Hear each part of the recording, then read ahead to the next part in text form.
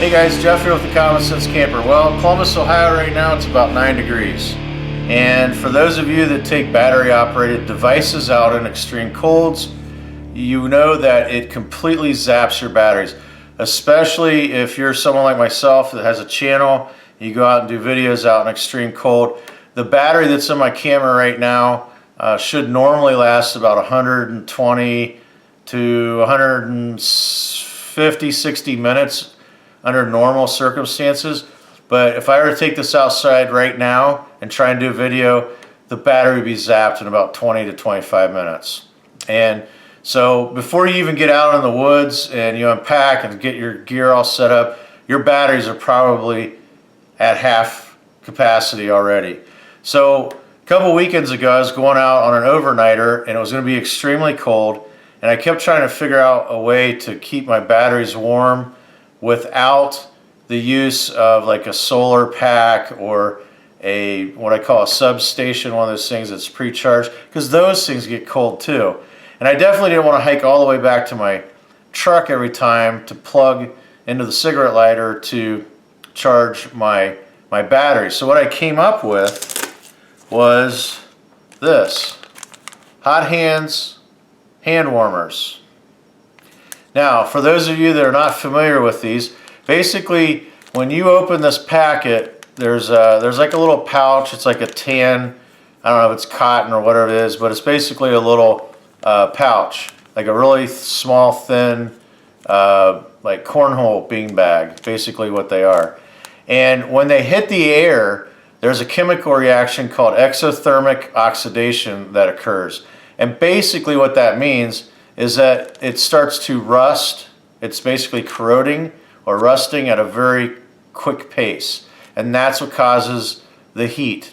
Now, most of these hand warmers are not, the newer ones are not like the old ones where they said, you know, they could leak and they're toxic and all that. Basically what's in the hot hand warmers nowadays is salt, iron, water, activated carbon, and vermiculite. So there's nothing in here that even if you broke it open is going to harm you. I would not break one open and leave it in my hand just to test it and find out, but they claim that it's safe. It's not going to hurt you like the old school ones that I used to use back in the Cub Scout days. But what I decided to do is take these and see if this would actually work in my camera bag, and it did. Now they claim that you get 10 hours out of one of these.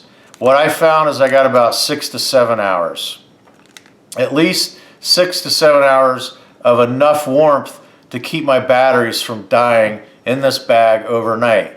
Now, because it does use a chemical reaction with the air called exothermic oxidation, I'm not a chemist, but I am just taking a wild stab at the fact that that reaction is probably not good around these batteries because you don't want it to rust the battery. I don't know that for a fact, but I'm just throwing it out there. So what I did is I put all my batteries on one side of the camera bag. I tore this open.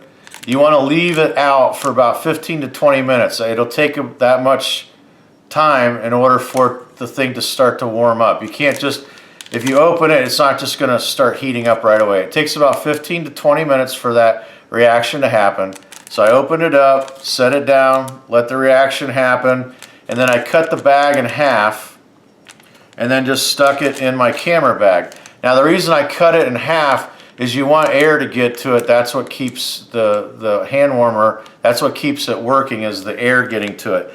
Now I checked it after about a couple hours and it was very warm in here. I was actually pleasantly surprised that it kept the bag that warm. Now if you notice it cooling off, you can always take it out, and they say if you shake it up, expose it again to the air, it'll reactivate if it's dying out before that 10-hour period. But like I said, don't expect 10 hours. You're going to get about 6 to 7.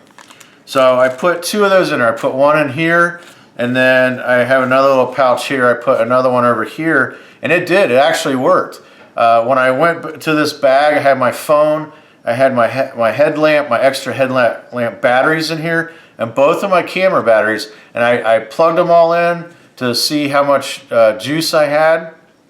The headlamp batteries were nice and bright, and when I plugged in both the batteries to my camera, I didn't lose any more juice out of those batteries than I would normally just letting it sit overnight. It was probably 5 to 6%.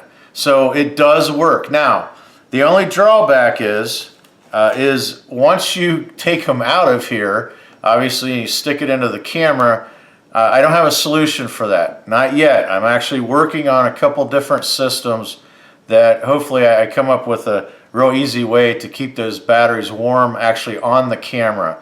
And if I come up with a really good idea for that, and it's something that's works, I will share that with you when I figure that out. So hopefully this helps you out, guys. And again, it doesn't have to be just for guys that go out and video. It could just be for your headlamps and your flashlight batteries and your phone. And you could take something as simple as a bandana, separate your battery components from the hot hands and put the hot hands in there. So this is Jeff with the Common Sense Camper, camping out.